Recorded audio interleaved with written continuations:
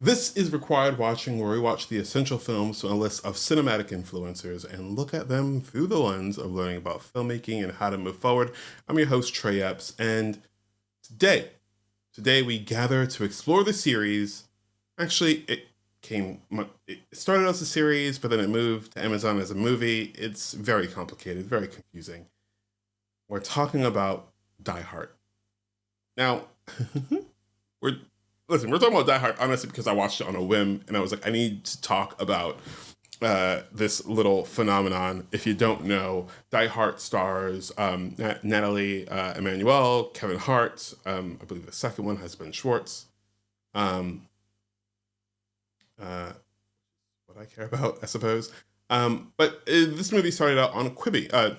This movie started out as a show on Quibi. Quibi was an app streaming service that was only on mobile and I think only could be under, is it 10 or 15 minutes long.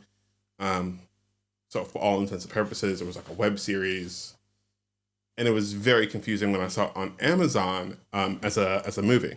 I believe Die Hard 2 is also on there. Now, it essentially follows an actor. I believe it's Kevin Hart playing himself, and he wants to be taken seriously.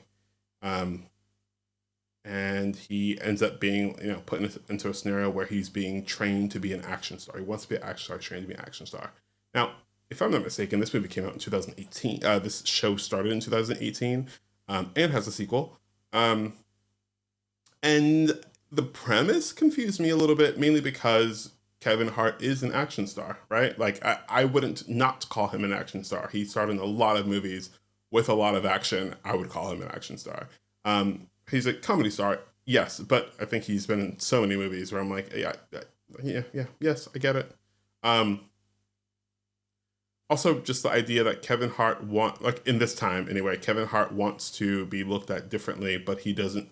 In this thing about himself, he's not doing anything differently than what he does. Does that make sense? It's a very confusing statement.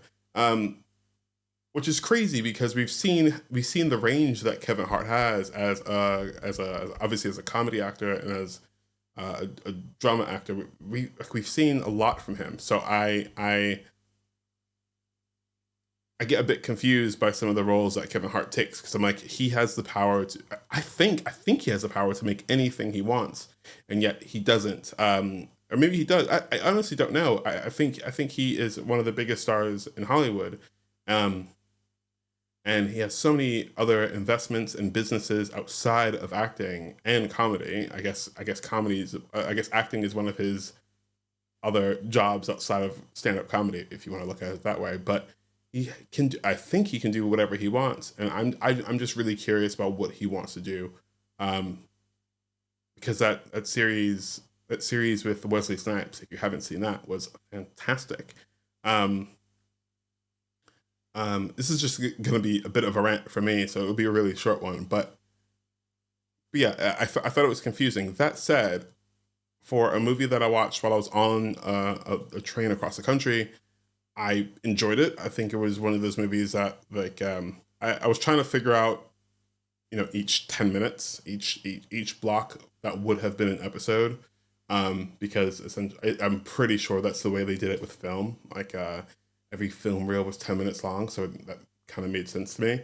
And there's a whole like screenwriting thing on sequences and all that stuff. So I was like, I get how this can fit together. I get why this would fit together to make one long piece instead of just like a short film series that's contained in each episode, because I'm not sure if if you put every web series together, if it fits into one giant movie in that way. So, um, yeah, bravo to the people who edited it. If I'm being honest with you, because I think it was okay.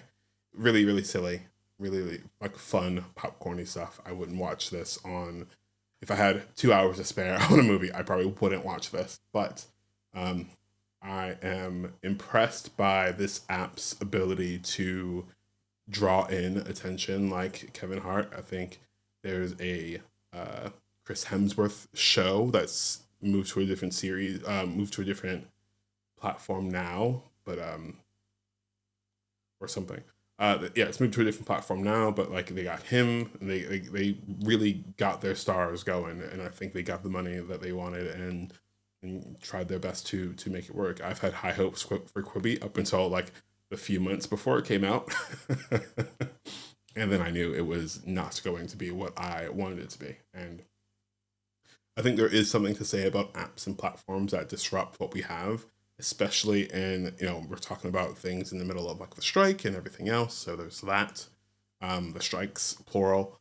Um, but I think I honestly think there's room for actors, especially of this caliber, to create something new. And yeah, I'm thinking about it because it's something that I want to do. I would love to create something that's new, fair, equitable, that gives people some value. That may start small and grow and get bigger, but it's allowing people and creators and filmmakers of all kinds to come together and work on projects that they really want to work on. I wish there was just something like that where they may not be making their usual $82 million per movie, but they are making something and working on the thing that they're really passionate about. Um, but that's just me. That's if I had money to do that. That's Die Hard. Don't watch it. Don't watch it. Watch something else. Watch any other Kevin Hart movie. Watch Game of Thrones. You'll be okay. Watch Ben and Schwartz on Ben and Schwartz. Schwartz in Middleditch on Netflix. Like, you'll love that. Until next time. Peace.